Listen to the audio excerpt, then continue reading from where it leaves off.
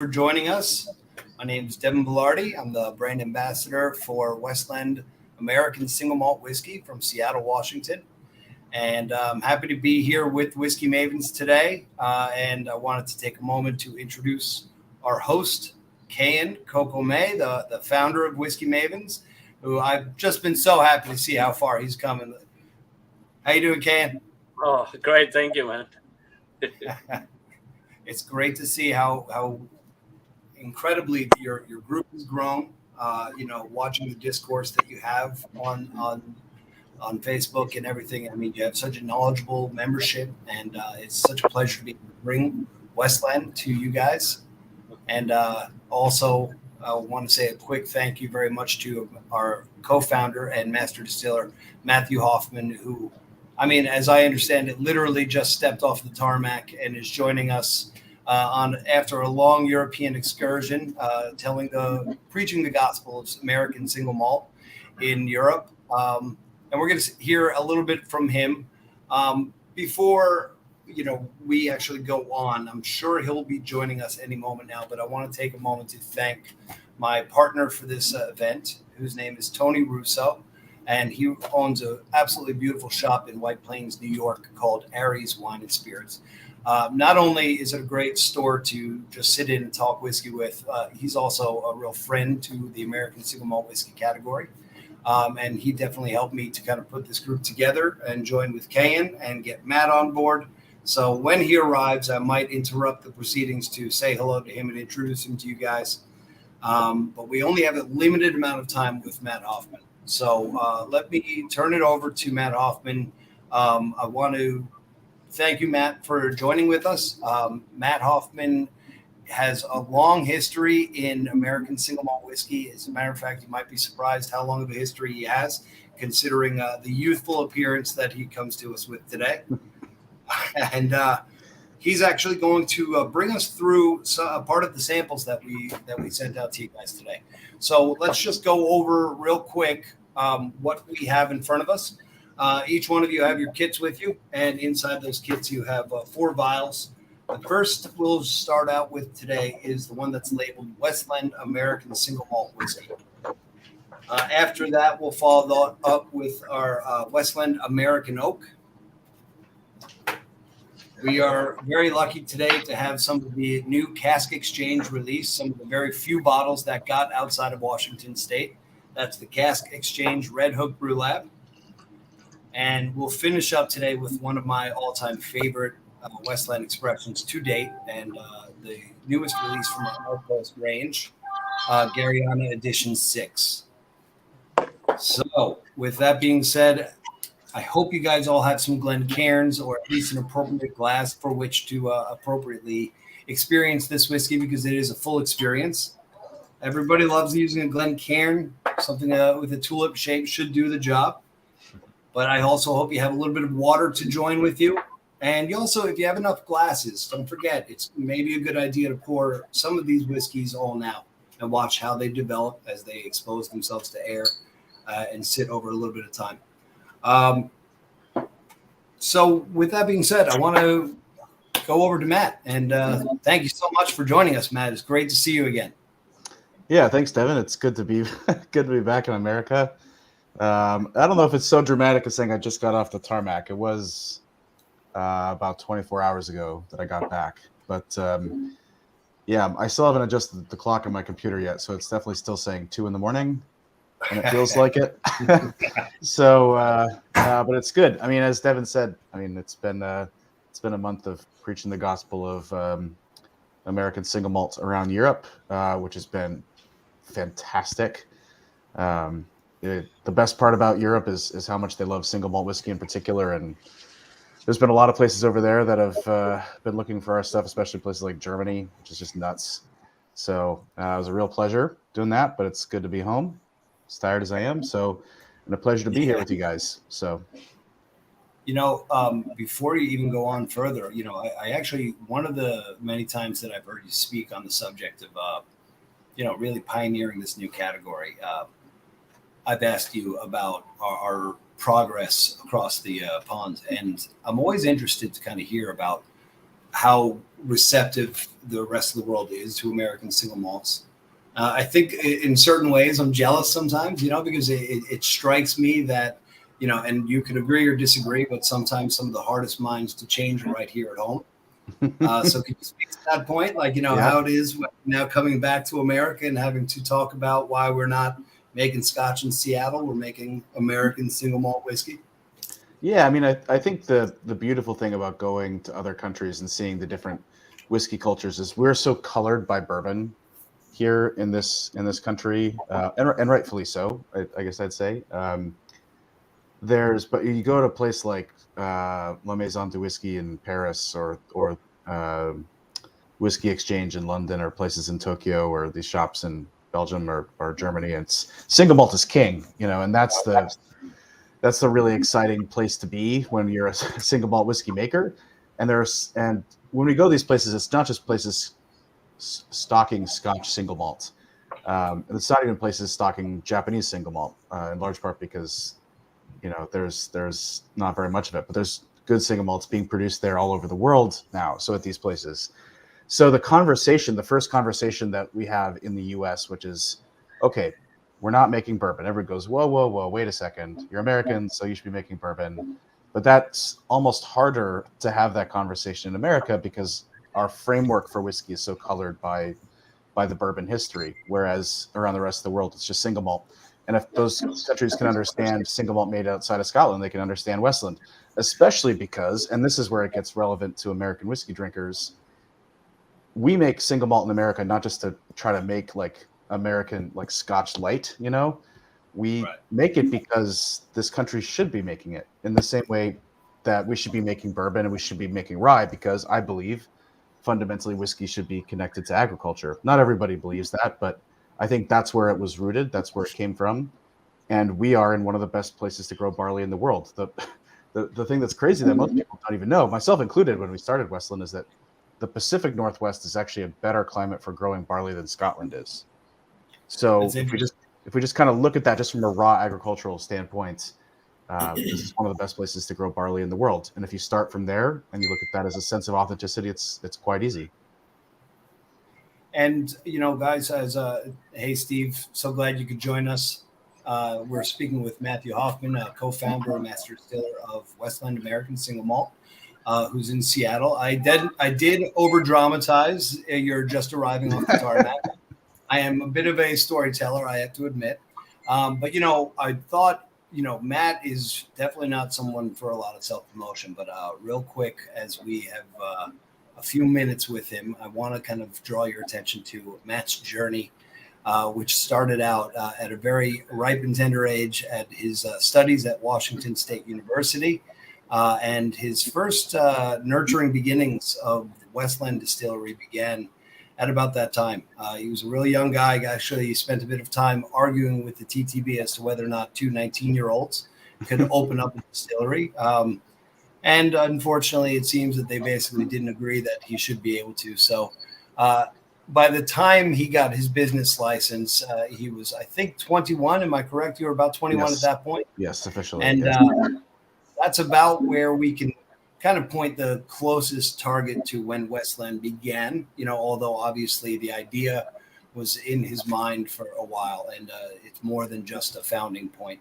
But we just celebrated our 10th anniversary at Westland with Matt at the helm. And what started out with this idea of bringing the kind of provenance of the Pacific Northwest into a new category of whiskey. At the time, one of the relatively youngest categories of whiskeys. Matt is still kind of considered an upstart and has a lot of great ideas that he's already touched on a little bit today. And we have learned so much in 10 years that we've launched a new flagship expression that we're going to be tasting today. And we're very lucky to be joined by Matt to bring us through it. So, yeah. So interrupt too long. Go ahead. Yeah, no, it's just, I think the thing that's important that you touched on there, Devin, was that we have this upstart mentality, but I think that this is indicative of a larger mentality that exists within American Single Malt, which is that we are playing by the same rules as we have in Scotland, roughly, We're trying to codify those rules separately for American Single Malt Whiskey. Maybe we can talk about that in a minute.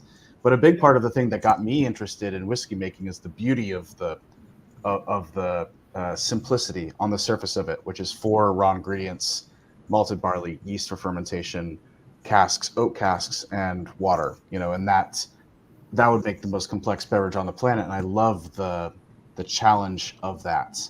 Whereas you're a chef, you've got all sorts of ingredients to work with. So for me, single malt was appealing in that way. But at the same time, as much as I went through, the early part of my whiskey making career went very, very quickly, was learning by myself, teaching myself at home, dropped out of university, was distilling out in the woods for a while, but eventually went through the Harriet Watt program in brewing and distilling science in Scotland, which is in Edinburgh. And the way that they taught whiskey there is very regimented, and there's no such thing as deviation from what is the standard course, because why would you do that in Scotland? The way things are going right now, this is how single malt whiskey is made, and that's how they do it. But for me, I got into this because I was really interested in flavor. So for those of you who aren't really familiar with Westland, what you'll taste in this first whiskey, and you'll taste it in the American Oak, I believe you're also tasting, right, Devin? Yeah, we were doing a flagship in American Oak fall, and I thought it would be a nice kind of punch back to where we're going and where we were. Yeah, it'll be perfect. So you can, especially tasting those 2 whiskeys side by side, we're rooted in this, we call this recipe of 5 different malts. So in Scotland, everybody is using the exact same type of malted barley. Well, it's either peated or unpeated, but between those 2. Now, there's a couple of variations, especially for this group who's watching. Occasionally hear about Golden Promise, which is a variety of barley being released. If anybody's familiar with the Glenmorangie Signet, which is a lovely whiskey, that's a whiskey that uses a chocolate malt, like some of the malts we use in here. Bruichladi's Bear Barley, for example, but those are very, very much the exceptions to the rule in whiskey. And it's not just single malt whiskey; it's all whiskeys around the world. Look at their raw ingredients as a commodity.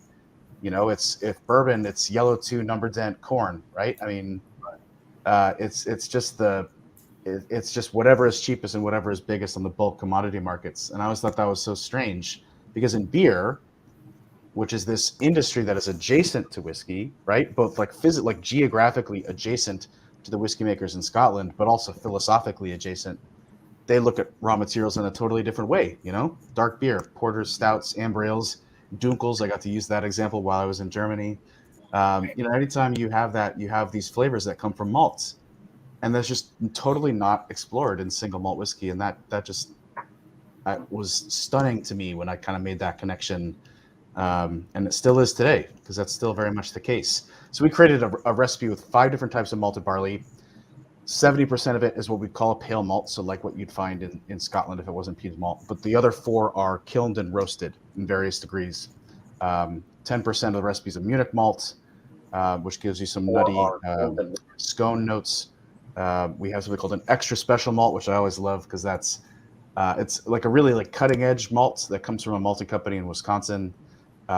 It's called extra special malt only because they already had something called Special Malt, and they created like this brand new malt with flavors like nobody had ever tasted before, and they just oh well, shit, what is it? Extra special malt then, So yeah, they could have called it anything in the world, but whatever. So, but the flavor is really extraordinary. A lot of graham cracker, I would call it waffle cone, like ice cream cone, prune notes, things like that, and some spices. And then the last 2 malts, 4% each of the grain bill: brown malt and pale chocolate malts. Brown malt adds pecan and hazelnut notes. Pale chocolate gives you milk, chocolate, coffee, leather, tobacco. So those recipes, so all that flavor is just coming by the roasting of the grain. It's the same process that is used to create to roast coffee beans. And when you compare the first 2 whiskeys, we have that recipe in the first 2 whiskeys. But in this new whiskey, this first whiskey that we're tasting today, this is our flagship whiskey that we had just released in the U.S. over the past year. It's been a rollout. We have a slightly different cask regiment, which we'll get to in a second. So we start with a malt, right? So those notes, if you can get like I think it's the waffle cone on the nose, and then I get some chocolate and some mocha on the palate. But then beyond that, we have the fermentation, right? So I mentioned 4 ingredients: malted barley, yeast, water casks. I'm not going to talk about water. We have great water here. Every single distillery in the world says they have the greatest water on the planet. I guarantee you've heard that before. We do have really nice water here, but that's fine. But the bigger thing is the yeast, the fermentation. We have a Belgian yeast, actually. So in Scotland, they use a strain of yeast. It's called the M strain. There's a couple of minor variations on it. It's fine. Nothing wrong with it.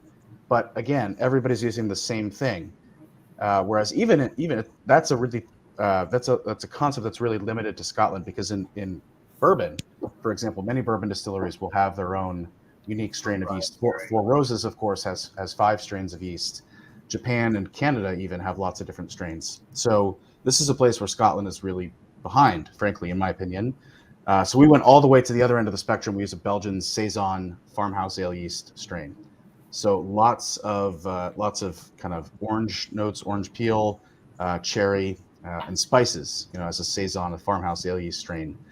So already, as the new make spirit for these, again, they'll be the first 2 whiskeys, but as whiskey you're tasting, we have these flavor notes that are coming from the raw ingredients that are so different. And this is really what we set out to do at Westland, which was to show that there are some different flavors here in American single malts. And then this whiskey is wrapped up with a combination of new American oak casks. So to me, this is really important. We're an American single malt whiskey distillery, which we've created a definition for, and I do think we should talk about that in a minute, Devin, right? So, but American oak is a big part of the American whiskey flavor profile. It is, of course, required by law for bourbon. So we use a really high grade of oak, all slow-grown oak with air-dried staves. Slow-grown oak is actually more porous. A lot of people think it'd be more dense, but it's actually the opposite. It's less dense. More porous allows more oxygen exchange with the atmosphere. We air-dry the wood to break down the tannins in the wood as well. And then the remainder of so that's about 60-ish% of the maturation on this whiskey, and the remainder is bourbon casks and Oloroso hogsheads. And to that point, to go on with that outlier, to use that air-dried slow-growth oak, are there any parallels in the American whiskey industry, or are those parallels more found in wine and other industries that you're parallel to? Yeah, it's definitely more found in wine. So our casks are made by Independent Stave Company, which is the biggest coopering company in America. They've got 2 main cooperages, one based out of Lebanon, Kentucky. I believe they're both out of Lebanon's. One out of Lebanon, Kentucky, and one out of Lebanon, Missouri. The Missouri cooperage is where the wine casks are made. Michter's has a really good oak program as well. So they're one of the few bourbons that uses all dried American oak of significant length of air drying. Glenmorangie as well in Scotland. They're taking their wood, they're getting it cut. They own a forest. They cut and air dry it themselves, lease it out to bourbon producers before they get it back. So even for them as a second fill, or what Scotland would call a first fill, they know how big of a difference that makes. Right. But No, go ahead. How long are they yard seasoned? Your staves, how long are they yard seasoned? We have 2 different types. One is 18 months of air drying, and the other is 24 months for the American oak. For some of our oaks, like the Garryana oak, it's 3 years minimum. Oh, wow. Yeah. So in that case as well, one of the things that I recently read, that while in the making of American single malt, kiln-dried oak is common, and obviously, I'm sorry, pardon me, I meant while in the making of bourbon, the use of kiln-dried oak is much more common. Obviously, White Dog or new make bourbon or White Lightning, moonshine, is a considerably different substance than new make single malt whiskeys. So I read that kiln-dried wood is perfect for bourbon, but it's also really good for another industry that we're all kind of sitting on. What industry would that be, man? Sitting on. Very nice, Devin. Yes, that would be the furniture industry, is what he's playfully getting at there. Exactly. So, but it's true. I mean, there's a lot of different schools of thought on this. For a lot of bourbon producers, if they're going to chill filter their whiskeys, the tannins that are in the wood that are in kiln-dried wood. So the reason why you would kiln-dry the wood versus air drying, the whole point is you want to get the moisture content down to the right percentage that you can work the woods, actually create the barrel itself. But the way you get there, if you kiln dry it, you lock in the tannins that are naturally present in the wood when the tree is cut. If you air dry it, the sun, wind, rain, fungus breaks down the tannins in the wood. So you can kiln dry it, which locks those tannins in, but those can be removed via chill filtration. So a lot of bourbon distilleries don't mind. It's also a heavier, oilier spirit, which kind of stands up to a kind of bigger, oakier cask profile, whereas single malt in general is much more delicate. In my opinion, I don't think it can stand up to new oak as well. So we take all of these steps to basically ensure, even though we are using new American oak, to really reduce its impact. It's not just those the slow grown air dried oak. We use no casks smaller than 200 liters. We don't do any artificial aging, no heating or cooling, no artificial humidification. And we also mature at a lower strength, 55% alcohol by volume. But that's, again, it's the big difference between like the wine industry, which sees air dried oak as the absolute minimum standard, and the whiskey industry. And it's all these things, right? This is, in beer, they look at malted barley as a source of flavor. They have hundreds of different types they use. In single malt, they don't. Same thing in yeast, and same thing in wine, the way they look at wine cask. So this is, to us, we were looking at all these different things, like, why do winemakers get to do this and we don't? Why do brewers get to do this and we don't? And that's to us where we see the opportunity in single malt, is just to push those forward a little bit. And on that point, since we were talking about cask size, and I thought it might be kind of a good way to segue into something that you've been known for being a big pioneer of. You were one of the founding partners behind, basically that is the formation of the American Single Malt Whiskey Commission, which was established in 2016, and you and your partners in that mission have been lobbying the TTB for a category, a definition of this category, and it's been a long, hard journey. Before we went on too fast about it, I wanted to kind of bring on, just for everybody's kind of transparency, the founding members of the commission, which was Balcones Distilling, Fuse Spirits, Santa Fe Spirits, Virginia Distillery Company, Westward Distillery, Copperworks Distilling, Headframe Spirits, 888 Distillery, and the Westland Distillery. And that has been a long, hard road, where the definitions that the standard of identity that you've been striving for has now since grown to, what's the number at right now? 178 distilling partners? Yeah, it depends on how you count them. There's 130 dues-paying members of the American Single Malt Whiskey Commission, which is now its own legal entity. But there's more than 200 distilleries that are publicly supportive of the American Single Malt Commission. And the reason why we have this group is because currently the words on the label of American Single Malt Whiskey don't mean anything. And that's a problem for a couple of reasons. One, because I think it's important that you, as the consumer, get what you're paying for, and you know what you're paying for. And two, there is already abuse happening of American Single Malt Whiskey. Believe it or not, I know that American Single Malt is still super new to the scene, but there's already people abusing the brand name of it. And this is why people try to lock in definitions. So the reason, what we were trying to do, maybe all y'all are familiar with the SWA, the Scotch Whisky Association.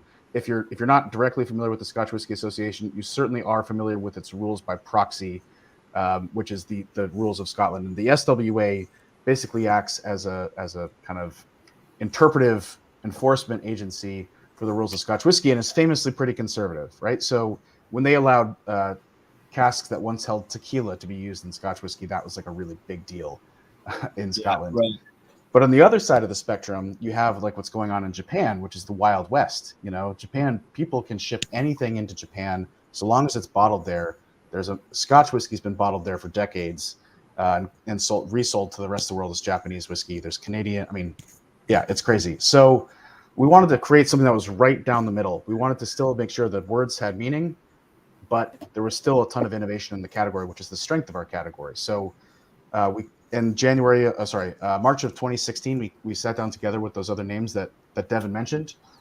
It was an open invite. Anybody could have joined us at that meeting. It was in Chicago. And we created this definition that had 6 things. It's American. It should be mashed, distilled, matured in America. It doesn't seem that difficult, but should be mashed, distilled, matured in America. Single malt, 100% malted barley, made at one distillery. Classic definitions of single malt. That's the definition of single malt. Interestingly enough, this is the definition of single malt currently understood by the U.S. government and its protection of Scotch whiskey. So the U.S. government already does understand that. We have a maximum distillation strength of 80% ABV, which is the same as other American whiskeys. Cask size no larger than 700 liters of oak, but it can also go into other casks. It can also be new or used oak, and there's no legal minimum maturation. And we have to bottle at 40% ABV and higher. That's it, 6 things. So that group of 9 of us, I think it was, is now this group of 200 plus. And the TTB, for the first time in 34 years, opened up their rule books 2 years ago to new definitions. We submitted ours as part of the American Single Malt Whiskey Commission. In December, they said that a new ruling on American Single Malt could be issued at any time. And here we are. Is it May yet? It's almost it's almost May. So it's, we're sitting here just like, oh my God, like they've been great, but it is, it is the government, so it's slow. Right. The wheels turn slowly. Yeah. Now, as this has been obviously not just lobbying with the government, we've also been out there, as well as these other distilleries, lobbying this with our retailers, the people that we're partnered with, especially those that support the category, and the people that are kind of connecting us to the consumers, like the guys we're talking with today, like Tony Russo from Aries Wine and Spirits. We find our allies that way. But now and then, what I've really enjoyed about being a part of that movement is sometimes they come at me with their opinion on our proposed definitions. And I thought, while I have you here and I'm standing in front of these very knowledgeable whiskey guys, I'd put you on the spot and ask you one of those questions because, I felt put on the spot when I got asked it. So, one of the standard of identities that we put forward was not to be matured in an oak cask exceeding 700 liters. Yep. And, the argument being, looking at things that have happened at the Scotch Whisky Association, rebels in the industry like John Glazer of Compass Box, who may have argued that the lack of innovative methods was hurting the Scotch whisky industry. I encountered somebody who said to me, like, I don't understand why that rule. Why would you put that rule? That makes it just like Scotch. And my thought right off the bat was, right now, as we see some of the big beer companies get into the American single malt whiskey game, like, what's to stop somebody from making a 50,000 liter vat and calling that a barrel? Yeah, well, and that's the whole reason why the 700 liter thing was introduced, because they do have those in Scotland, and they have them there usually as blending tons. Like Balvenie, I think, is famous. Tons, I think they got their kind of maturing tons there, and at some point you have to pick a line where you're going from a cask that is maturing something to an oak container that is holding a bunch of liquid, and there's not enough surface area to influence maturation. And that line was drawn at 700 liters. Is there a reason to support that? I'm sure it was, but that is written into UK law, and we just wanted to make it extremely simple and just say that is what exists for single malt in the UK. Let's make it the same here. But importantly, it also allows us to do new and used oak, and you can mature in other things besides oak, sure. which is pretty important. So the reason why they have that is they don't want somebody to dump into a giant tank that has some oak on the sides of it for 10 years and then it's a 10-year-old whiskey. That's why they do stuff like that. Sure. Now, guys, we actually, unfortunately, only have a few minutes left with Matt. On a very busy day he has. Actually, I think we're down to about a minute. If you have to go, Matt, I fully understand. No, I can keep going. I'm just now that I'm talking about whiskey again, I'm kind of perking back up. I'll be honest. I was really fighting sleep before this. So long as I don't shut up, I'll just I'll be able to stay awake for a little bit more. So. And I'd love to also give you guys an opportunity if they have any questions with Matt. Yeah, please. Seriously. We can always bring that up. Obviously, to hear something about the flagship from Matt, I think is great because, we've definitely moved into the second decade with a lot of new experience as well and a lot of learning behind us. I'm really happy to then move on to the American oak. But Grant, I think you said you had a question for Matt. Yeah, I do. We touched on it really quickly, but I'd really like to hear from you, Matt, especially just coming back from overseas, a little bit more about what that perception is like. Like, what are you hearing from them about what the Americans are doing as far as this? How do they compare it to Scotch? Do they love it? Do they hate it? I know you said they're easy, or, they're actually easier to adopt, but what are you hearing? Well, the first thing I'm hearing, and I promise you that this is the truth, and I'm not just trying to be like controversial, but like the first thing that I hear is like, thank God it's not bourbon. Bourbon does not have the same reputation in overseas markets that it does in the U.S. It's very much the people's palates are attuned to single malt whiskey, especially in Europe and especially in East Asia. So when I'm there, that's the first thing. But as soon as I can have a conversation with them about what it is, and I can do a tasting of this flagship whiskey, and I lugged 6 bottles of that around in my suitcase, and I changed hotel rooms every night. So you can imagine how fun that was on trains and stuff. So, but the response was really good. It's amazing how open-minded. I didn't go everywhere in Europe. So there's places like basically Northern and Western Europe and Central Europe, and get into Germany. Like, that is probably the core audience of single malt in the world, I would say. France, Germany, Belgium, the Netherlands. I'm not including the UK in this. I think the UK is a little bit more hesitant to bring on an American single malt, in a how dare you sort of way. Ironically enough, in Scotland, it's easy to have this conversation, but in London, they're more resistant. So in Scotland, they're more open-minded to American single, which I find to be fascinating. But it really is really well received, and especially when we get into stuff like, maybe we could talk about this briefly, Devin, but not just the flagship whiskey, but also our stuff with the Outpost range. We have the Garryana, which you guys are going to taste, which uses the local oak. And I think at the end of the day, good single malt whiskey fans are good single malt whiskey fans, and they're trying to find something new, something unique, something that is really evocative of place, and something that tastes good. So we could tick all those boxes, which I think that we do. It tends to work pretty well. So yeah, it's genuinely been really, really. It's why I spent a whole month there. It's not like, it's a long time to be away from home and be away from the distillery, frankly. But there's a lot of potential out there. Sure. Yeah. And actually, as we go on there, with your travels in Europe, with you returning back stateside, what have been some of the kind of more exciting things at the distillery that you've been looking forward to getting home to? Because I always think, like, when we think of the genius behind the making of good whiskey, like, I always think that the distillers are always thinking 10 years ahead, and especially with such a kind of entrepreneurial spirit, like, especially with such a new kind of future to make. I'm wondering, like, what you are really excited about experimenting with as you return back home. Well, probably the most exciting thing that is relevant in this time period is our farm. So we purchased a farm a couple of years ago. We had our first planting of barley. It's all organic planting of barley last year, and it went really, really well. This year, we're doing something crazy. It's not just the fact that we have a farm we're growing barley on, that's not necessarily revolutionary. But what we are doing is we're testing some really interesting barley cultivation methods. So stuff that, like, in Scotland would make you look like a lunatic. So which is throwing like a bunch of different varieties into the same field.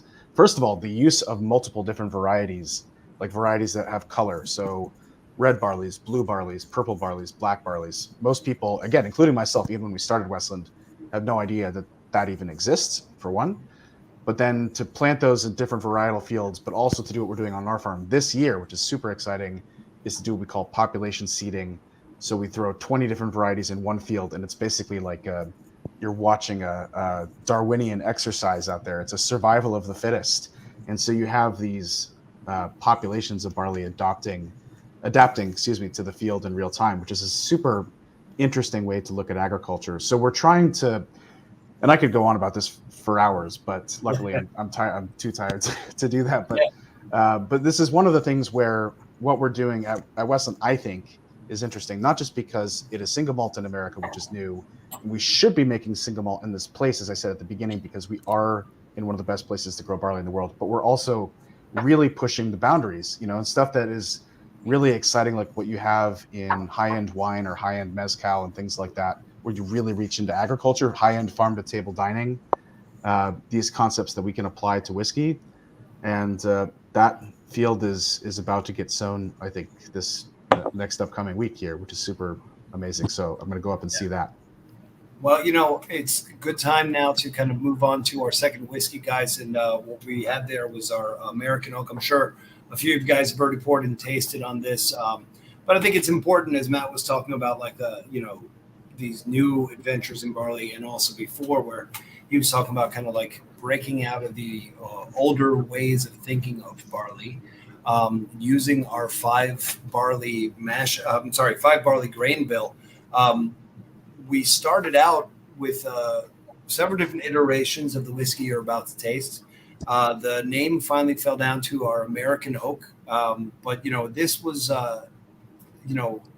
pretty groundbreaking, not just for its use of the 5 malt barley bill, but also for your choice to put these in new oak casks. And that was obviously kind of definitely a way of stepping outside of that shadow of single malt. And I think that this one is something that I'll miss. At the same time, I think I've enjoyed the flagship expression a little bit more, as I'm a little bit more for the complexity of it. But I really do love how those dark malts really hit me with this one. Yeah, that was the original core concept, of course, for me, was dark roasted malts, Belgian yeast, so more flavorful malt, more flavorful yeast, more flavorful oak. Each dimension of the whiskey is getting bigger, if that makes sense, but everything is still remaining in balance. So while the American, like, it's a little bit stereotypical to say, like, American, everybody likes bigger things in America. It was true, but also I think balance is really important in whiskey. So that was the core concept. And this whiskey, it's important to note for American Oak, you're not tasting sherry wood or peated, are you, tonight, Devin?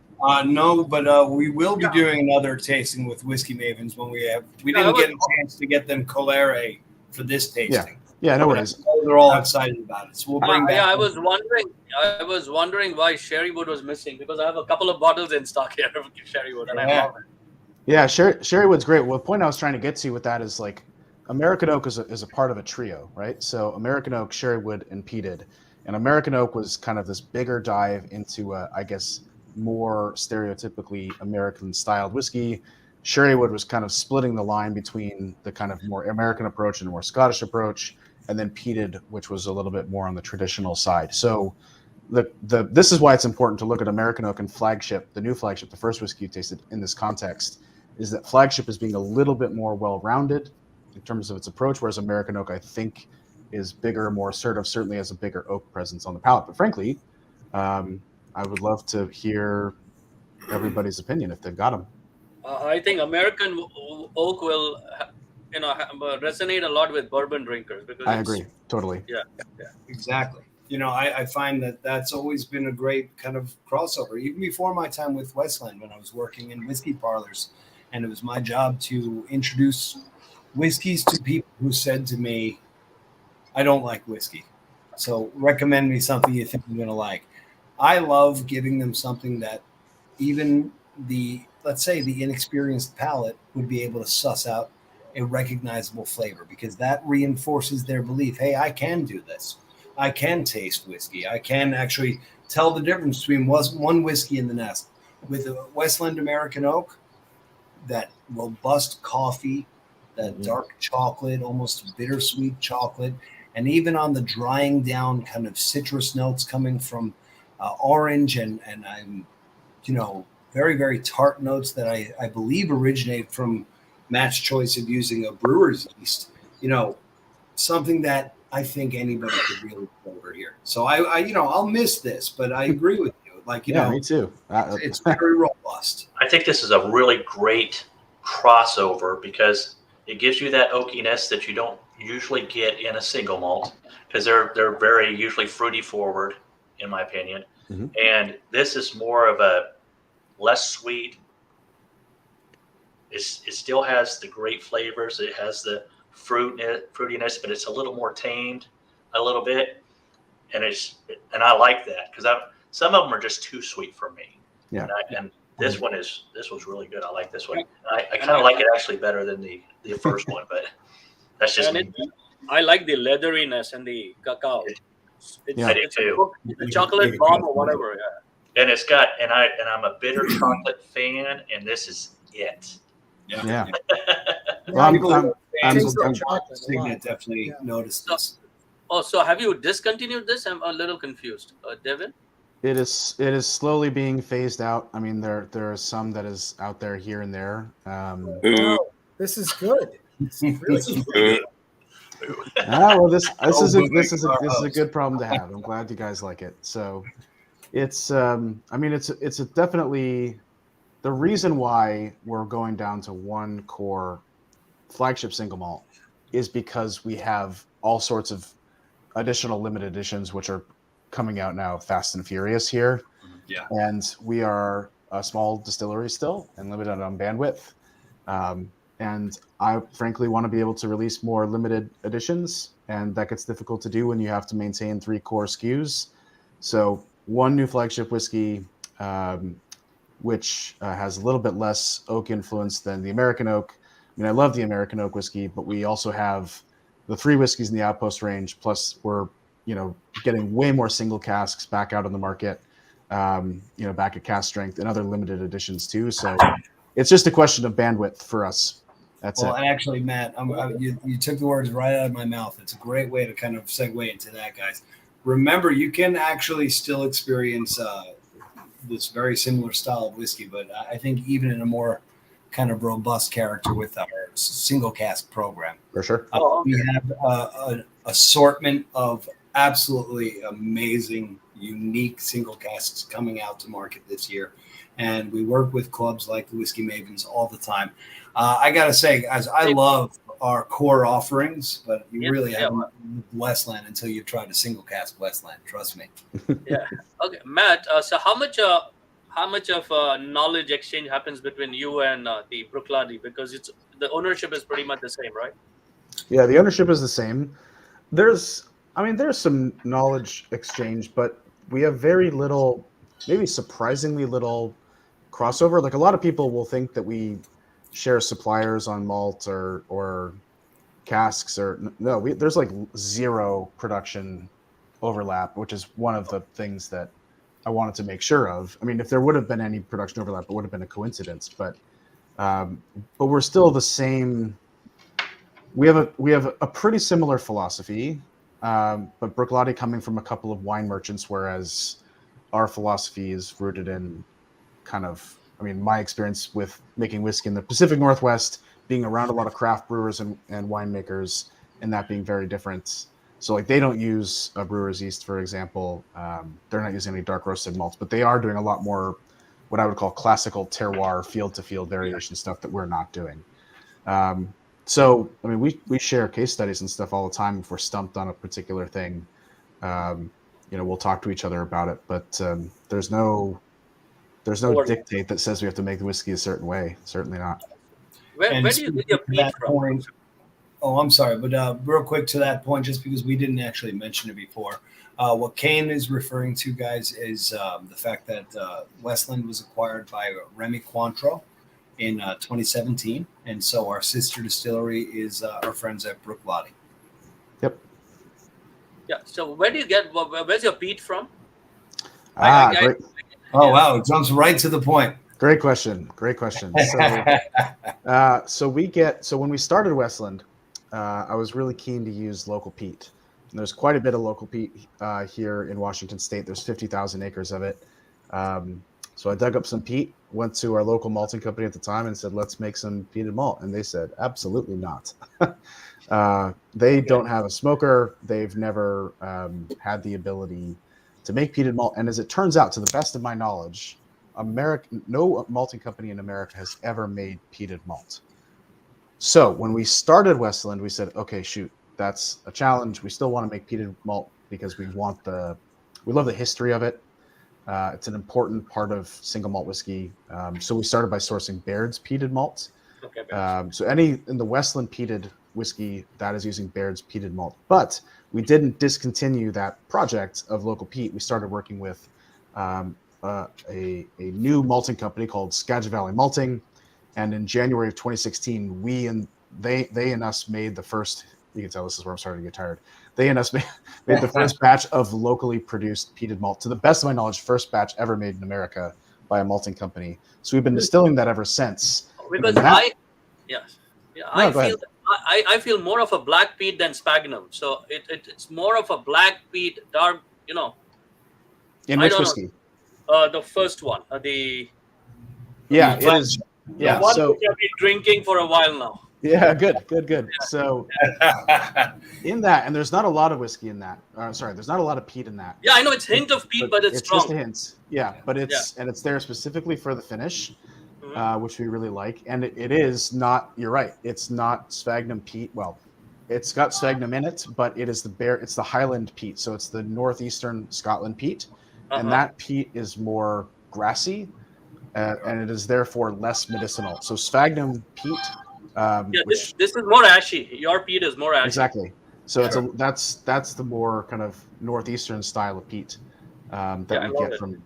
So, but the stuff that we got coming out now, so there's a new whiskey which I'll just begin to hype everybody up on, a whiskey called Solum, which we'll be releasing in January 2023, made with our local peat, which is very, very exciting. So I'm pretty pumped. Okay. Yes. Yeah. So we've, Westland's been doing experimental work with some local partners, most notably at the Shelton Peat Bog. I believe it's on the Olympic Peninsula. Am I correct, Matt? That's correct. Okay. Yep. And we're definitely getting some interesting results. And our third outpost, which, as Matt said, will be out next year, will be including some of these peated whiskeys. But what I really was fascinated by was not only how, with each of these outposts, which, as you said, we're going to be getting into with our Garryana release soon, you've really built up new economies around these raw materials. And since Matt just mentioned it, it was funny. I was looking over our malting partners' Instagram, and I saw that I don't know if this is going to come over so well on StreamYard, but they put up a picture of their new smoker that they've been working with. So literally, Matt was amongst the very first to start talking to American maltsters to bring the idea of peated malt into their vernacular. And you guys will soon be able to taste some of the fruits of those new releases. So it's great. It really is amazing stuff. I'm really glad you brought it up. But what can you tell us about Labrador tea? Since you were speaking about sphagnum moss, and now we're talking about other kind of components. Let's hear about Labrador tea. Labrador tea is the plant that I would say is the most interesting kind of key species in the bog that we're working with.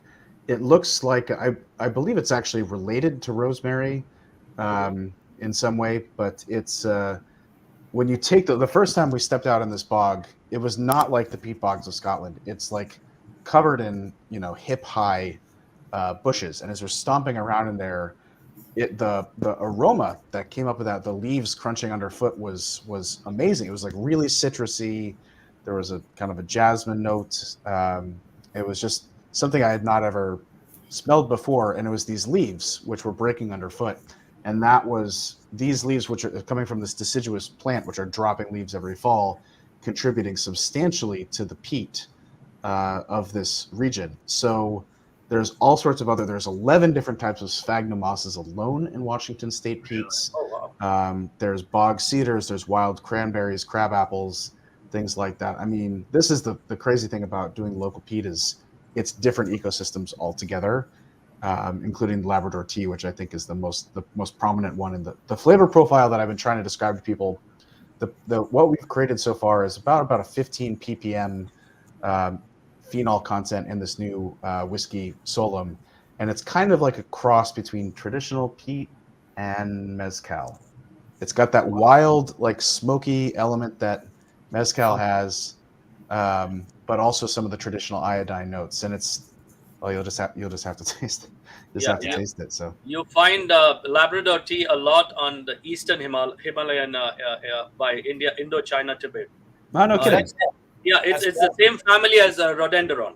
Okay, yeah. Yeah, There you go. yeah. So it's I told you, so, knowledgeable people we've got with us today. Yeah, good. Honestly, nobody has brought that up to me. I learn every time I interact with KN.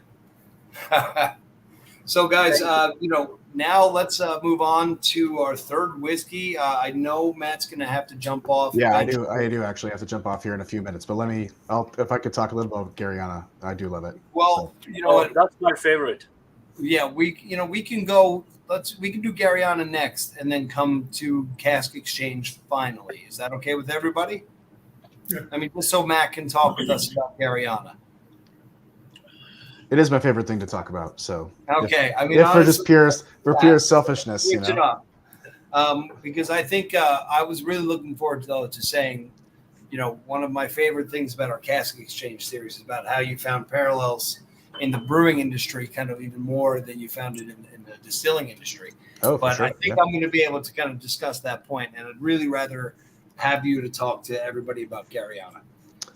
In 2016, guys, Westland started this new outpost range based on one concept that Matt and his partners had, believing that, perhaps the whiskey world was stuck in a very rigid structure of the types of oak barrels that were used.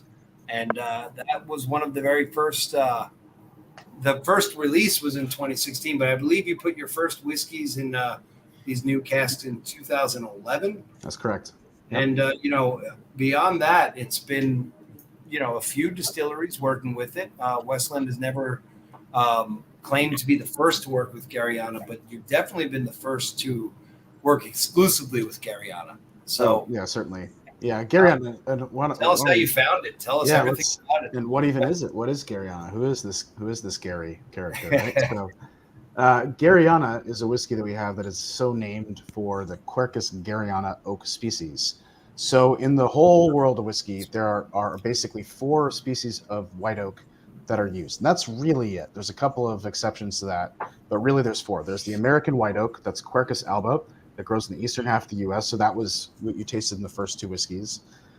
We have a couple of oaks that are grown in Europe, Quercus robur and Petrea, which are not really used a lot for whiskey. Every once in a while, usually they'll label it as French oak, but otherwise it's pretty uncommon, especially by the numbers. You have Mizunara oak from Japan, a really special oak that came from Japanese whiskey distilling. But then when we looked, we said, okay, do we have American white oak growing in our region in the Pacific Northwest? And the answer was no, but we do have 1 species of oak and 1 species only of oak in total that grows in our region, and it's called Quercus garryana.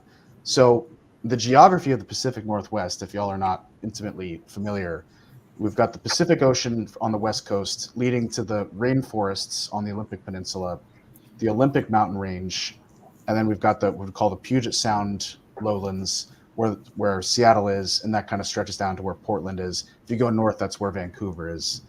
So this kind of this ribbon, it's basically the I-5 corridor, which runs north-south.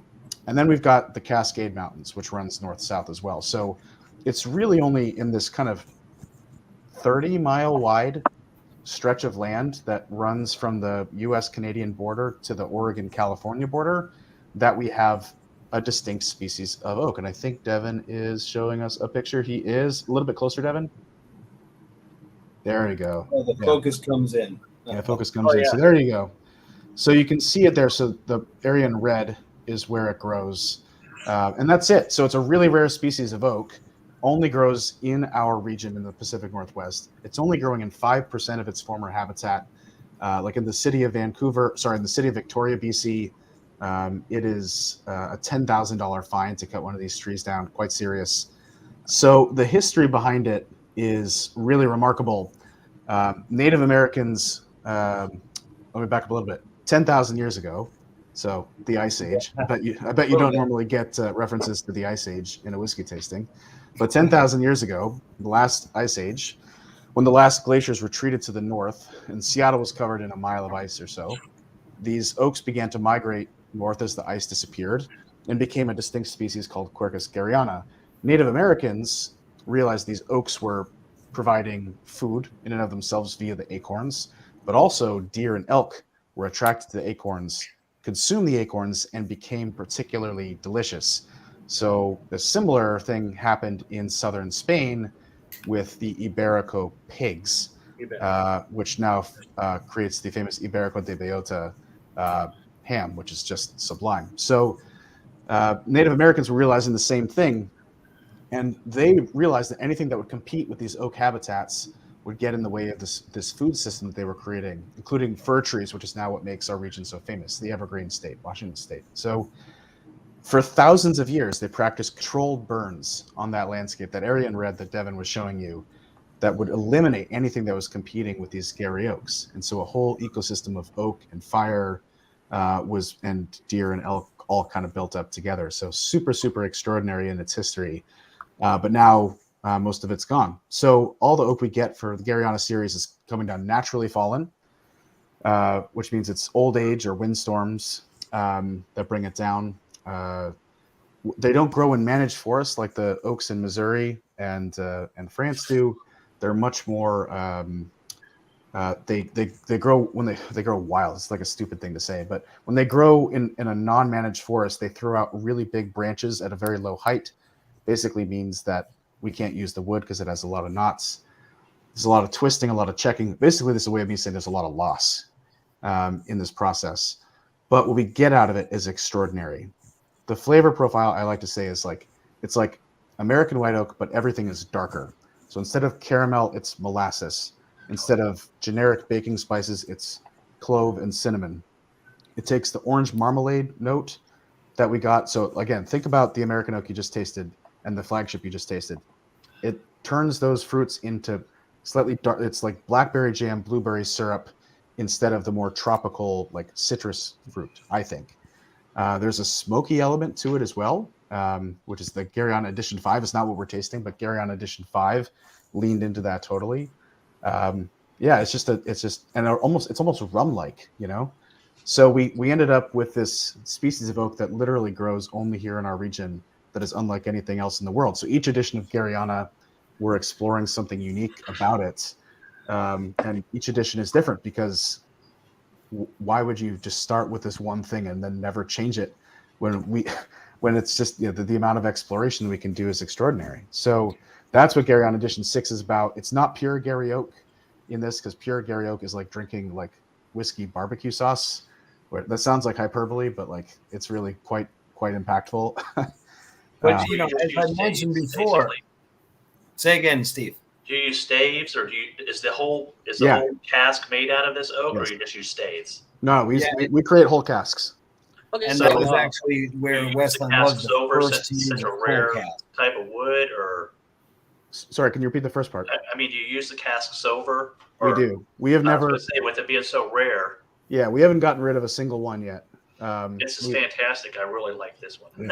Thank you very much. Yeah, I kind of figure for people who, you know, if you like that American oak flavor profile, if you like the power that is coming with that American oak, the thing that's cool about Garryana is that you're getting something similar, but it is in a style of whiskey that is completely one of a kind.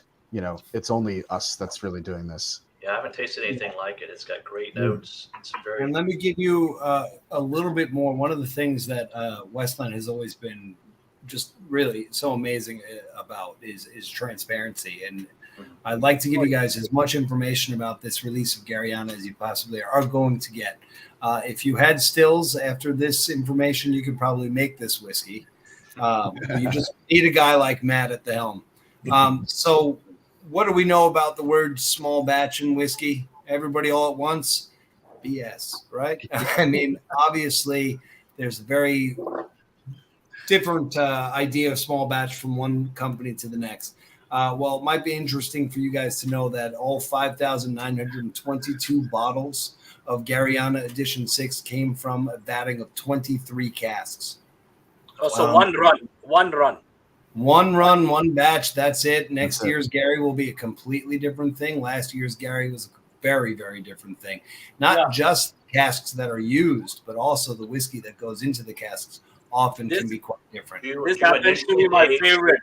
The number 5, I have 4 of them.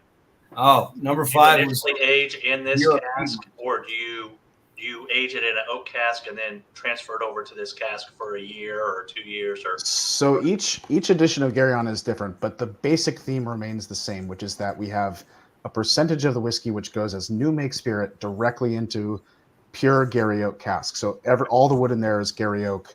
It's all 3 years plus of air drying. It's a heavy toast, light char. And then we're usually blending that with non-Gary oak matured casks. In this case, there's some refill PX butts and a small percentage of brandy casks in there as well to complement the kind of fruity element of it. I was wondering about brandy because I could almost pick up that fruitiness of. Oh yeah. Well, this is why, and Cayenne, maybe this is where you can kind of chip in here because you've tasted Edition 5. Yeah. Edition 5 and Edition 6 are very different whiskeys. Different, yeah. But hopefully there's still a through line there, right? There should still be the identifying piece. And that's the fun.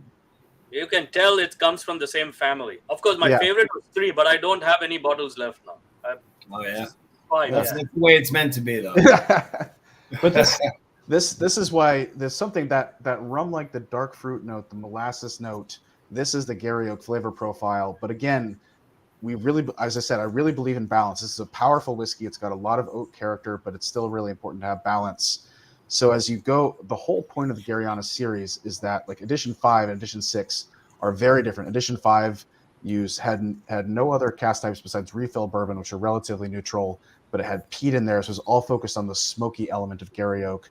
But you can still identify both of those as Garryana whiskeys through there. So we want each edition of Garryana still has that core Garryana piece, but adding this new dimension each time. So that's the fun part about doing that.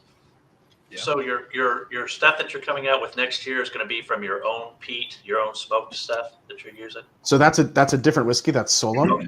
That'll be the third outpost. Yeah, that'll be the third. So we got Colere, Garryana, and Solum. Garryana's, this will be the 7th edition that will come out late this fall. Solum will be the 1st edition, and Colere is edition 2.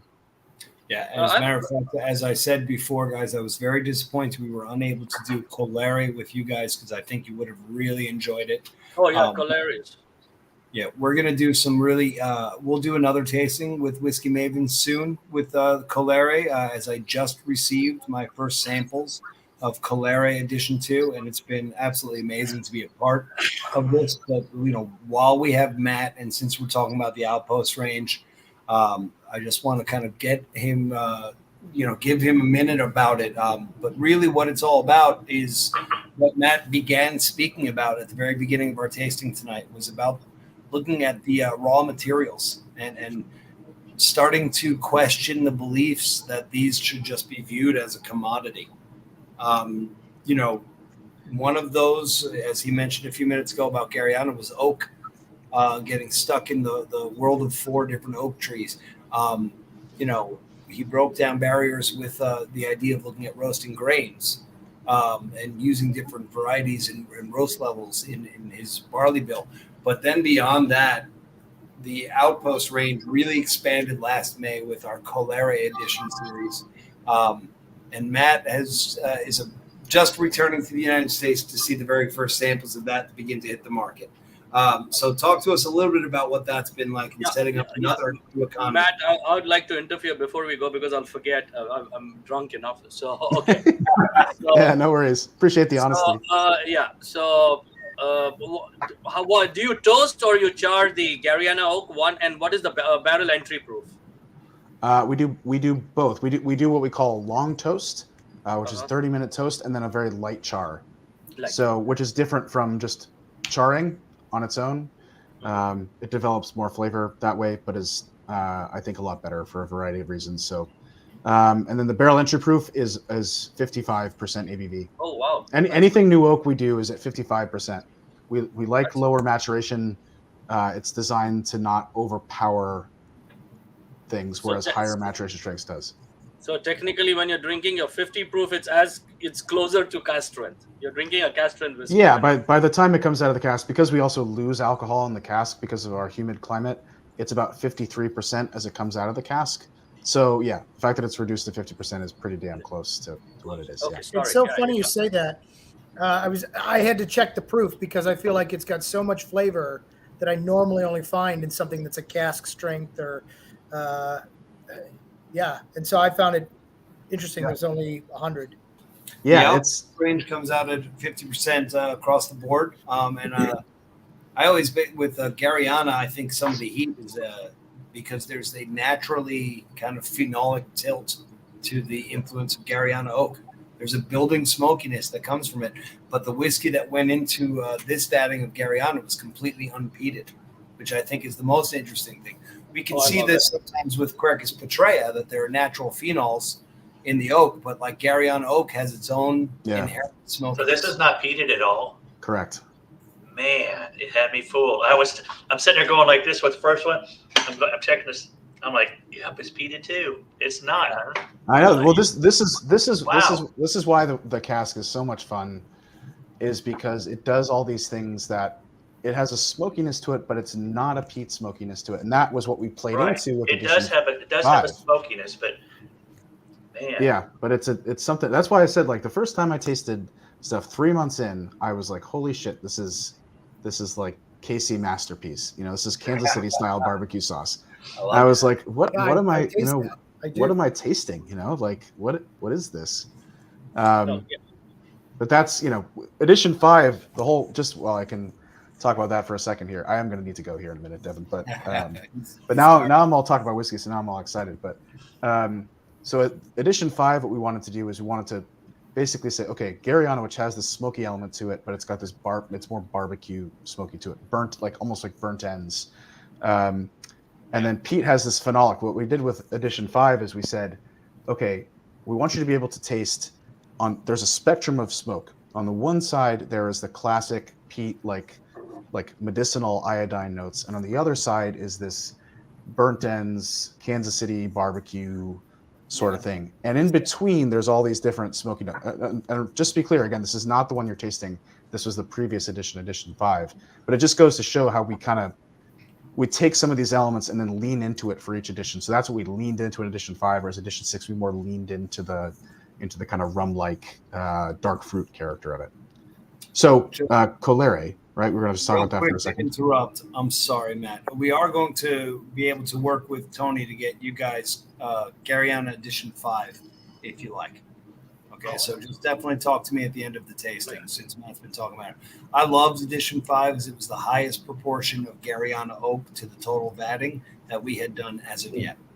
So I'm sorry to interrupt you, Matt. Go on. Sure, no problem. I was just going to ask if we were talking about Colere as well, just super briefly. Yeah, so Colere is Latin. It's funny, just as I said, having been in Europe, because the letters in Colere also spell colère in French, which means anger. So like explaining that to French people and French speakers is always kind of funny. But yeah, you're kind of damned if you do, you know. So so we chose colere because it means to cultivate, and this is all about in Latin, and this is all about new varieties of barley coming from more holistically sustainable agricultural systems, ones where farmers get paid more money, they get paid a living wage to grow the barley locally, not relying on commodity prices or subsidies, grown in more sustainable agricultural systems. Most importantly for us as whiskey drinkers, it's varieties of barley that were chosen specifically for flavor. All of the great Scotch whiskey that is out there in the world is made with 5 varieties of barley at most, and not 5 all in once. You know, it'll be 5 throughout the whole spectrum of Scottish single malt. So with Colere, we've been exploring different additions because we have distilled 22 different varieties of barley at Westland and counting, which is more than all of Scotland put together. And all these varieties of barley that are chosen for flavor and not for yield, we're really focusing on that because it's what they get to do in wine. You know, again, these analogies to these other adjacent industries. So Colere is a very different style of whiskey, especially compared to American oak and Garryana. So American oak and Garryana, very much about the oak. Colere is the opposite. It's all about the barley. There's no new oak at all. So there's no virgin oak. It's all refill bourbon and refill Westland casks. So a little bit more like a traditional Scotch whiskey. But what we get out of that is this focus on this beautiful fruity and floral. Especially Garryana Edition 2 has this kind of like yellow kiwi, jasmine, ginseng sort of characteristic, all coming from the barley. So this new edition is launching at the distillery next Saturday, so a week from today. So it's not even released yet anywhere. But yeah, what you saw there, that last picture with all these different subplots of barley. So we're now breeding new varieties of barley with a university. We're fully funding a PhD student to do that. As I said, kind of, I think at the beginning, we're really focused on color barleys, purples, black, blue, red barley, stuff like that. So a lot of more exciting stuff to come. So again, this kind of goes back to the context of why one singular flagship whiskey? Well, it's because I've got 22 different varieties of barley that I need to put out into different whiskeys. I got Garryana Oak, we got the local peat, I got more single casks that are coming out, and I want to do all that fun stuff. And on that point, because I know Matt's got to go, and God, we really are thankful for the time you've given us. I already knew that if I just get him into talking whiskey, we'd be able to get into. God, I'm just such a sucker, Devin. God dang it! I actually spoke to the team and they told me the trigger points. So real quick, before Matt goes, I actually wanted to bring up that point, which will get him going for at least another 5 minutes. But especially with such experimentation in new barley varieties, new oak styles. I mean, gosh. What else? I mean, farming, really, the list could go on and on and on. Then why is it so important for you to not be called a craft distiller? Well, I think big emphasis on, and I think it's very interesting. I love it, but I think this group of guys will really get interested by knowing what you mean by we're not craft whiskey. Well, I think simply because it's imprecise. There's a lot of reasons for it, but the first reason is that what does craft mean? I mean, I could try to solicit an answer, but I know that I'll get how many people are on this call right now. I'll get 10 different answers from 8 different people. So, that's kind of how it goes. It's been a catch-all, but really, we are American Single Malt Whiskey producers, and we're exploring American Single Malt, our provenance here in the Northwest. It's very simple that way. Legally, the funny thing is legally, we're a craft distillery. We have a craft distillery license in Washington State. But if we were in British Columbia, Canada, the same rules would not apply. We would not be a craft distillery. Same thing in Oregon. So it's a messy term. There's a lot of baggage. There's a lot of distilleries that have been calling themselves craft that make bad whiskey too, if I'm very honest. If you were to tell me that some of the big distilleries aren't craftsmen or craftspeople, I would tell you that you're wrong, because the big distillers are putting out amazing whiskey right now and have been for some time. So I don't, some people like to draw the comparison to beer. It's or big versus small. And it's just a little, or like a garage thing is better than a big company. And I don't believe that at all. We make American Single Malt Whiskey, and we're just trying to do it in a way that is very evocative of, where we come from. Well, you built your own ecosystem there, right? I mean, exactly. You have your own farmers to take care of everything. I mean, you have a whole group of people that you've built around you to develop this, and not just importing it from all over the place. I mean, you're using all your resources that you have right there. Yeah. Totally. And that's a much more, thank you. And I think that's just a much more compelling thing first of all, it's the truth. And second of all, it's just a much more compelling message to whiskey drinkers all over the world, rather than the kind of catch-all of craft, which kind of means nothing these days, Right. And, Steve brought up a great point. It's about this connection to his partners in this business that has really made the Westland Distillery stand out. We've been very much celebrated for our recent efforts to attain B Corp certification, which is kind of all about looking at every partner in your business as a stakeholder in your business. And our efforts to, not just with the new barley varietals, but our direct connection with the different businesses around us. I'm sure Matt could stay on with us for another hour talking about building up an economy around Garryana Oak when he first went down that road, what he's doing now with the fellowship at the WSU Bread Lab, and Louis Prager, our PhD candidate. It really is amazing how much of an economy they've built around this process of putting this beautiful whiskey in a bottle.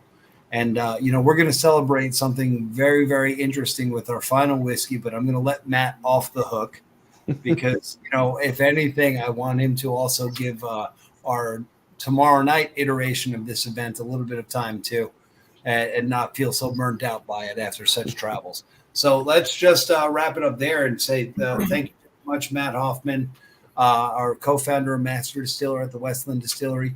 I think it's a great way to end off on with Matt by mentioning that the Garryana Edition 6 that you guys have just tasted won the title of Best American Single Malt Non-Age Statement at Icons of Whiskey. Rightfully so, I believe. We also, at Icons of Whiskey World Whiskey Awards, the Westland Distillery won the title of Most Sustainable Distillery for this and other practices that Matt has been talking about with us for the past hour. He's not fond of talking about it that much, but in 2018, Matt was named Distiller of the Year. And, I think you guys can see that he brings a lot of passion and almost crazy level of nerdness to the whiskey category. And it's really been a great honor for me to kind of work with him to spread this new category. So with that, thank you so much for joining us, Matt. I really appreciate your time. Yeah, Keep sure. doing Thanks, what Devin. you're doing. Yeah, thanks everybody. I appreciate it. All right, guys.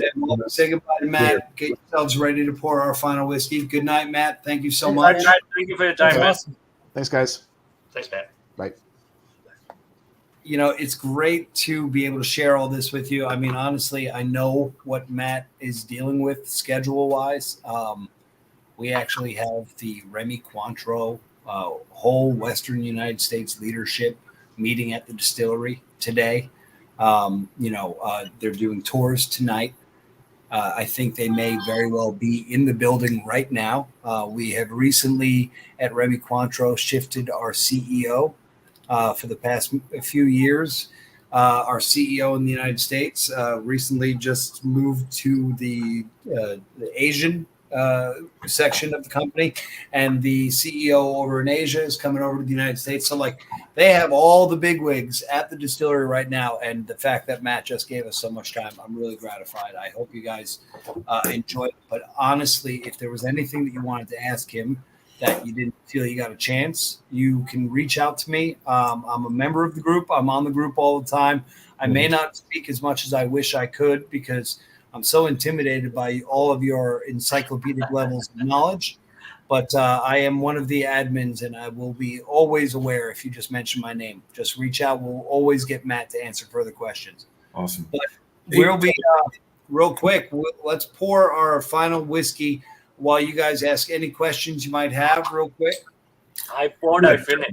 Quick question for you. Sure. Yeah, I mentioned earlier, I just moved to Orlando yesterday. Do you guys have have cellars out in Orlando area? You know what? We definitely do, although I can't claim to know specifics without looking at my files. It's not my territory, so I have to kind of go off the bat.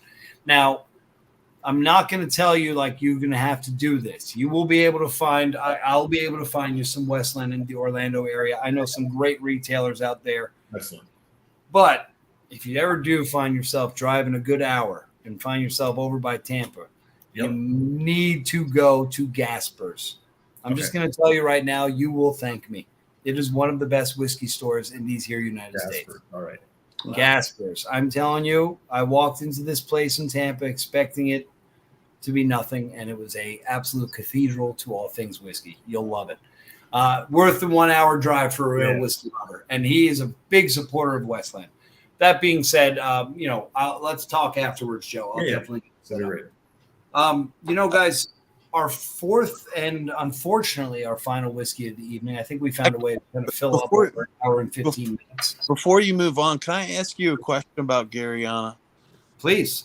I was going to ask before Matt took off, how different is it really from Arkansas white oak? And he kind of answered that, but Garryana, it is a species of white oak. So I'm curious just how different it really is. And one of my more interesting experiences in any alcohol venture ever was at a vineyard called Del Dado in Napa, where they took an acre of their Cabernet grapes and they put half of them in Arkansas white oak and half of them in French oak, and made the exact same wine, exact same time, exact same temperature, so you could really taste the difference between the two. Have you guys doing something like that with Garryana and regular Arkansas? Absolutely. I mean, I think that there are so many factors as to why I tell people that Garryana oak isn't just a gimmick of trying to bring something from home into the whiskey. It's a real choice. Not only, as Matt had mentioned, some of these trees are notoriously it takes them a really, really long time to reach maturity. But as Matt said, they also kind of grow really low to the ground with very, very wide branches. As he said, that really translates to a lack of usability. I have a really great picture of Garryana oak here that, again, we're going to have to do it on my iPad, so it may not be the best picture. But that tree right there, with Matt walking in front of it, represents about a 200-year Garryana oak. Look how short that is. Wow, they are short, There's very nothing wide, that- short, bushy. Look how wide those branches go. That thing will maybe make 2 casts. So that doesn't really answer your question, Todd, and I totally do intend to answer your question. It wasn't just that it didn't make enough casks. I mean, that's obvious. But also, that those low branches means a lot of knots. Yep. Not a consistent grain base, which is one of the things that's the most advantageous about American oak or Quercus alba. More knots means more leakiness, more oils, more resins, especially the reason that those Garryana oak casks staves had to be air dried, sometimes as long as 3 years, is because of the resinous nature of the wood. As those resins leak out and tannins naturally dry, you're also losing some of its water tightness, let's say. Those casks are notoriously leaky. They're what we initially started off with, according to what Matt had told me in 2011, the first barrels that we filled with Garryana oak, when he checked them a year later, had about 60% of what had started. Way more than should have been lost due to angel's share. It was just leakage. But what was inside was also profoundly different in flavor, as you guys got a hint of, not just due to congeners or esters. What we're talking about here were fusel oils that were the actual tyloses, the flavoring compounds inside this oak. These naturally phenolic, kind of reminiscent, as I said before, to Quercus Petrea, French oak, that has its own kind of phenolic smokiness. I think the differences really come down to how oak develops in relation to its environment. And think about what Matt touched on. The Pacific Northwest, you do not think of oak trees. You think of, like the treacle. You think of coniferous trees. You don't think of oak trees. You think of pine, needle-bearing trees. You think of redwoods and pine.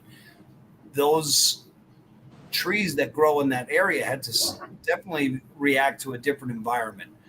How oak trees grow is they develop rings, as you've seen, but those different rings are different styles of wood. You've got heartwood and tapwood, and the actual density of the tapwood is directly in relation to the environment.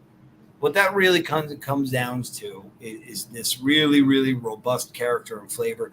There are a few examples out there of Garryana single casks that we might have released, very, very few bottles.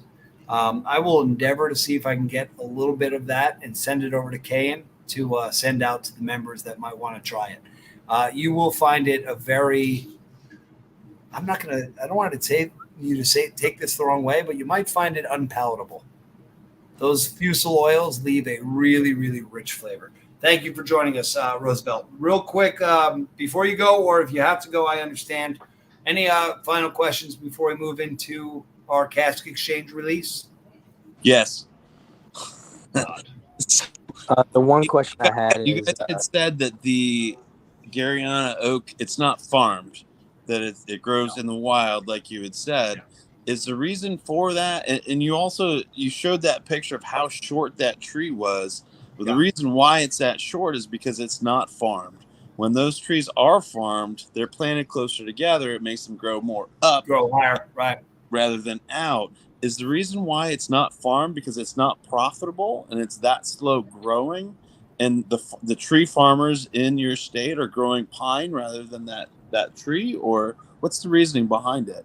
It's interesting. It's a good question. I would actually have to be honest with you. I'd have to do more research into why it wouldn't currently, especially as Westland has been developing this new economy around it for the past few years. And as I keep on mentioning, Westland's not the only distillery to work with Garryana.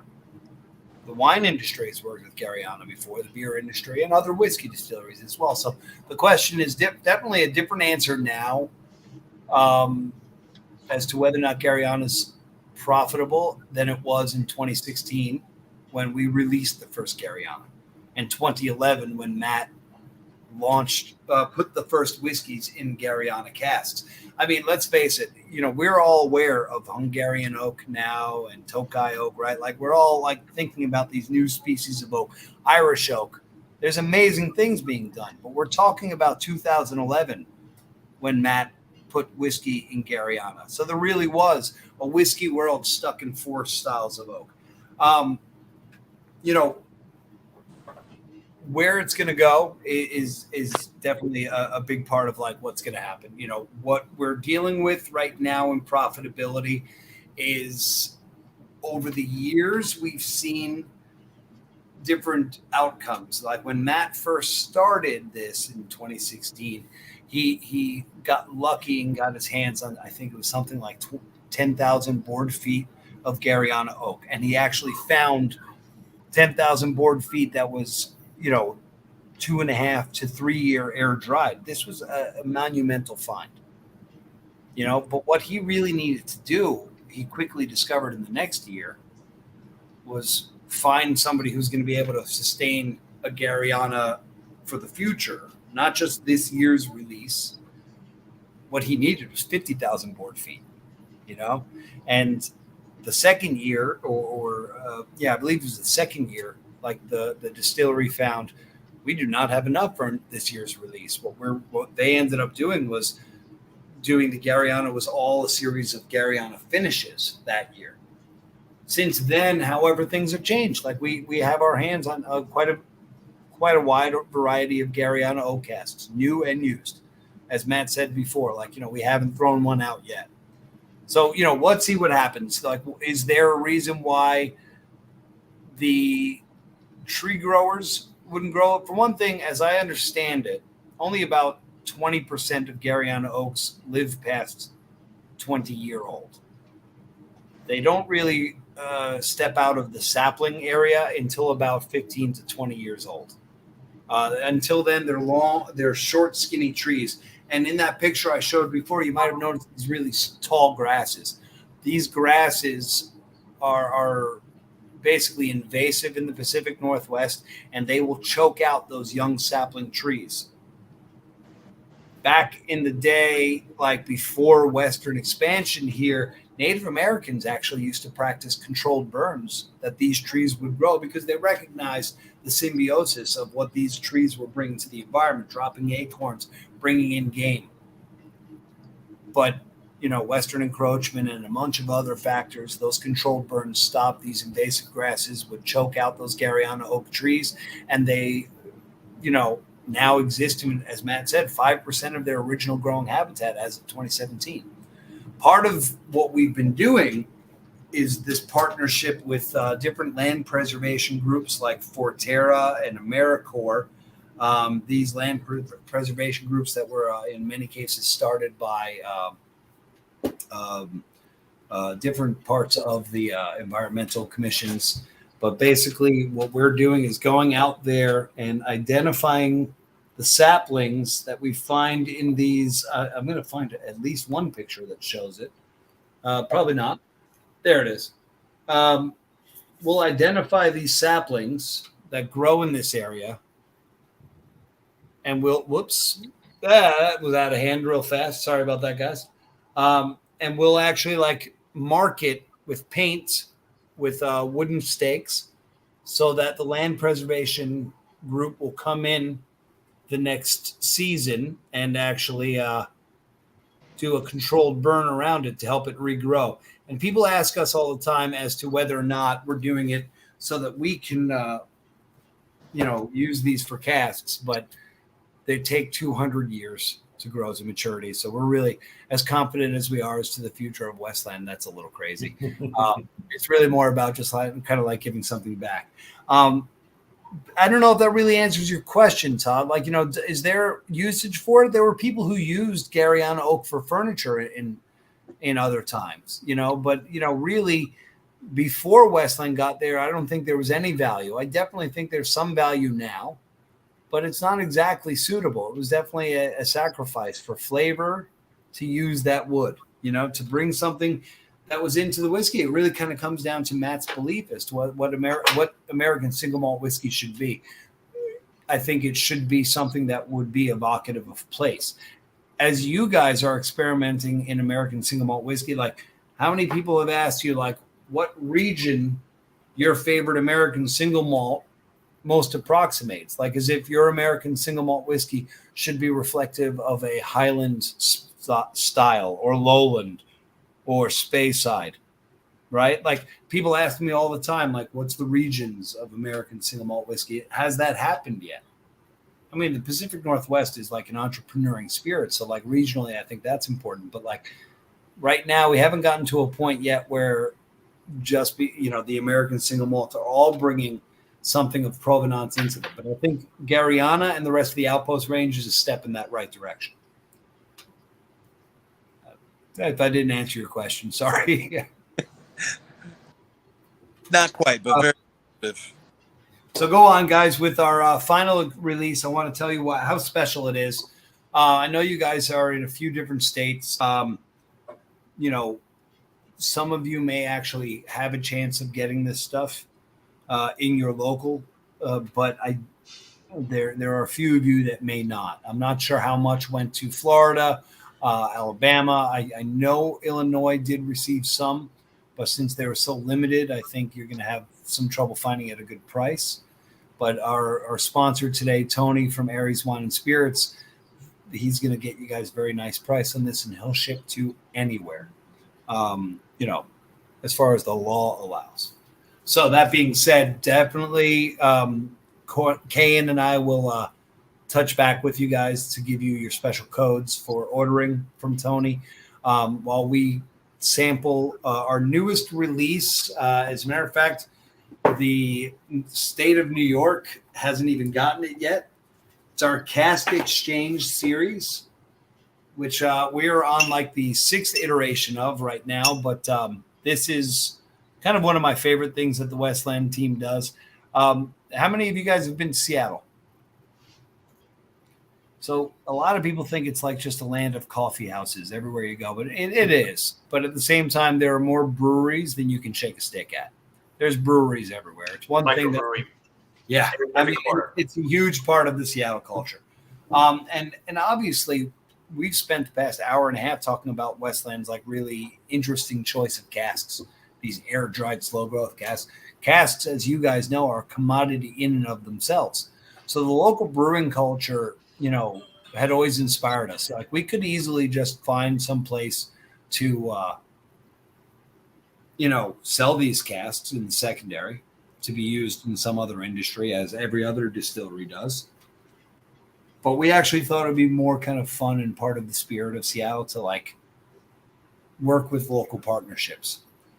And we had also found in our plight to make American single malt whiskey a category that, we were maybe a little more closely aligned to our brothers in barley at the breweries than to our more adjacent whiskey neighbors in the American whiskey business. These guys were stuck in bourbon and rye, right? they weren't really thinking of American single malt at those times. But then we were finding like, we use 5 malt barley bill, relying on roasted malt. We're using brewer's yeast instead of the more traditional distiller's yeast. We found relationships with local breweries. They understood what we were trying to do, the borders we were trying to break down. So we would lend these casks out with the agreement, hey, when you're done with it, we get it back. Seattle breweries were experimental. They were kind of reviving that old British-style tradition of maturing beers in whiskey casks. And so we found a really cool way to kind of interact with our environment. And back 2015, 2016, we started lending these casks out. The most recent iteration of our cask exchange series is with a brewery you actually may have heard of, Red Hook. And the one you're tasting now is the Red Hook Brew Lab cask exchange release with Westland. It's at 50% ABV. We only made this from 4 different casks. So we are talking about a very limited release. You will typically see We're this. just going to taste it this one time. Yeah. Well, no, because Tony's going to get you guys all set up with this. But every year, the whiskey that goes in there is completely different. The cask is completely different. The influence left behind by the brewery is completely different. And I think this is a particularly interesting one because mostly the local brewery appeal is what keeps these whiskeys like close to home. We don't really let them out of Washington State. But since this time we were working with Red Hook Brew Lab, like we found there's a lot of people who know a bit about Red Hook and they might have some big appeal out there.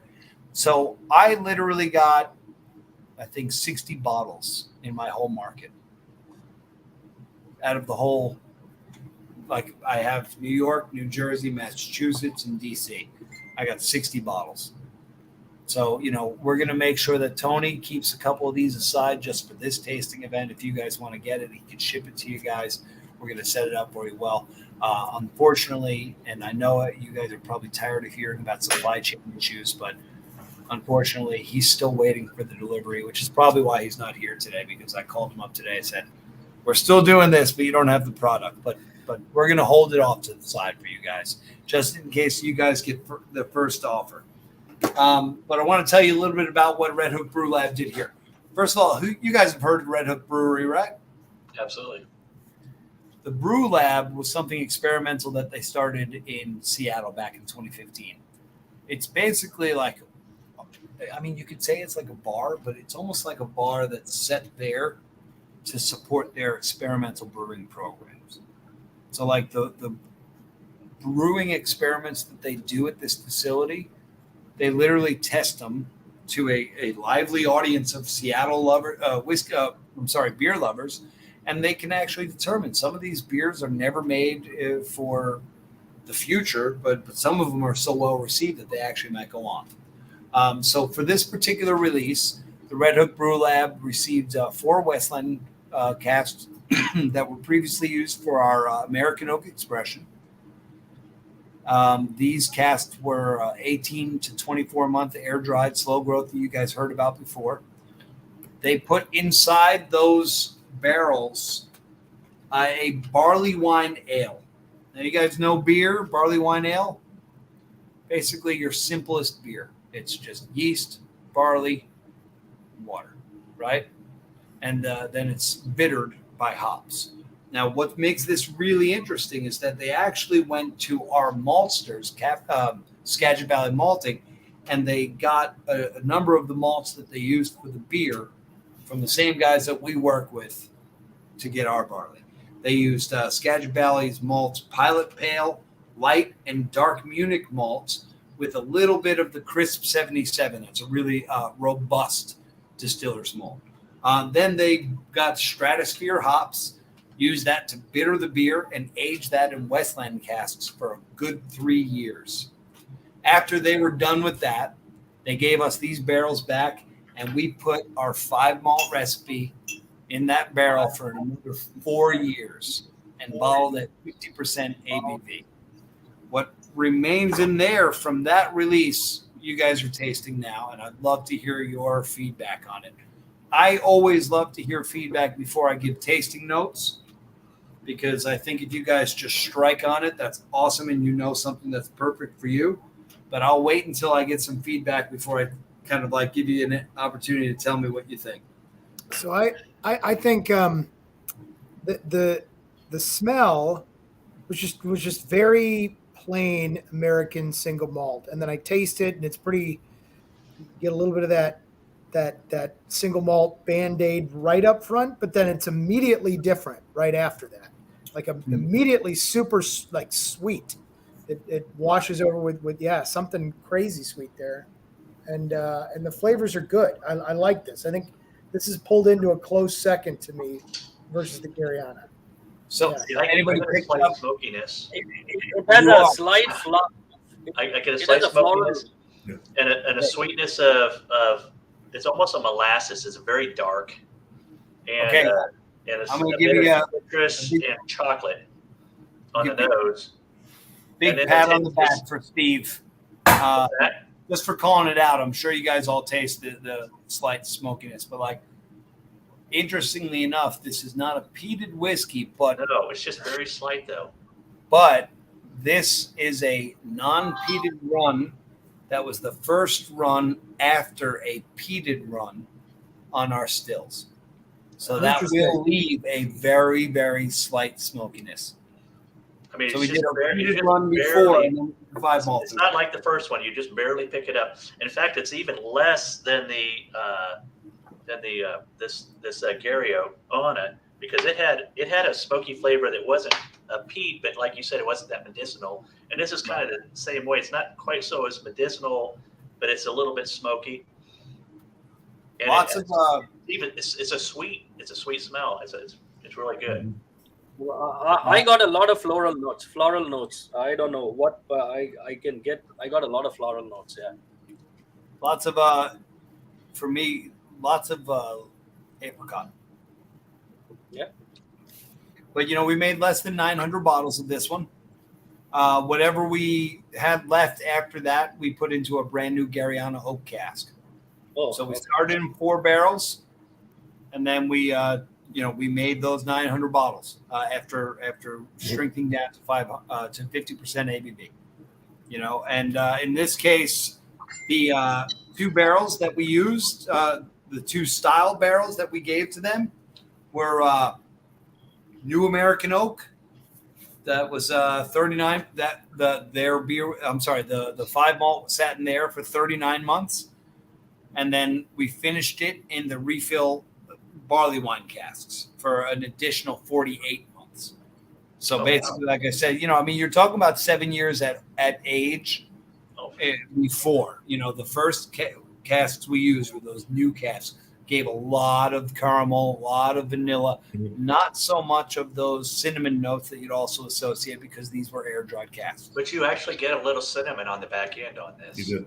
A little bacon spice, cinnamony on the back end as well. I mean, it's Yeah, that's interesting. Steve, did you say bacon? Like I'm tasting bacon now. There's something in there. I think it's that smoke that like. Let me tell you what, it's really. I keep checking my house because I cure my own bacon as well, and so I've been curing bacon, and it almost feels like I smell that curing process when I'm making the bacon. And I keep thinking I have some sitting out in here, and I don't, but I catch that, just because I cure different kinds of bacon. Yeah, we I'm like getting hot, that in this a spicy lot. things in my house, so we make a lot of spicy smoked cured bacon. So what we're going to do, guys, as I mentioned before, we were kind of go over it at the end of the tasting. We're going to, we're pretty much ending here, right? We have how many minutes left, Ken? 2 minutes. 2. Okay, perfect. So I want to thank you guys for your time. It was really a pleasure to sit and talk with you. I know we kept you for a while, but I hope you got some enjoyment out of it. I do hope that you'll return again. Unfortunately, I only got sample kits with 4 slots in them. But at the same time, I just did a Dramers Club tasting the other night, and every now and then I do a tasting where they just have way too many whiskeys. I think that there's a good number in between. Yes. So what we're going to do this time, we got to kind of have some time with Matt. Next time we're going to do the Colere, talk to you about those new barley varietals and really get you guys to kind of like join us for this journey through looking at the raw materials as independent sources of flavor. Basically break out of the commodity system. That's what Westland's been all about. We always say to people that our West is whiskey. And, they ask us, what do we mean? We say that, look at where we are in the Pacific Northwest, where so many people kind of associate the Pacific Northwest with, a certain type of entrepreneuring, pioneering spirit, right? Whether it's gold miners striking their claim for better life, or the more modern iteration of big tech. The one thing that we can say, it's like we say our West is whiskey because the roads have been laid, like the maps have been drawn, but we are literally pioneering a new category. And as I've mentioned several times today, we don't really claim to be the first to do a lot of things. There were people making American Single Malt before we got here. There were people using some Garryana oak in different ways before we started experimenting with it. But you could literally go to all of the distilleries out there making American Single Malt whiskey in one shape or another, and they will agree with you. Westland has been, a really aggressive part of this pioneering effort. We are charging forward into this new category. We're facing a world that may be stuck in bourbon, but at the same time, let them burn holes in their wallets. The American Single Malt whiskey category leaves us all the opportunity to kind of experiment without putting ourselves in the poorhouse. And I love that about it, Absolutely. because there's so much to learn about it. And there's really such an easy way that we can all impact on it. As I said, we were supported today by Tony Russo and his amazing store in White Plains, New York, called Aries Wine and Spirits. Tony carries all the expressions that we tasted today, as well as a couple that we didn't. He always takes in our Outpost range and stuff. We're going to connect you guys with some retail codes to get some delivery from his place. I promised him that I would work with him to make sure that we could make the price right for you guys wherever you are in the country. I'll stay in touch with Kayan to get you guys those proper codes. You will see me again. As I said, you can reach out to me in the group. Follow me on Instagram. I'd love to hear from you guys. I'm Devin_NYC. I am out there in the market pretty often. If you guys are ever, in my territories,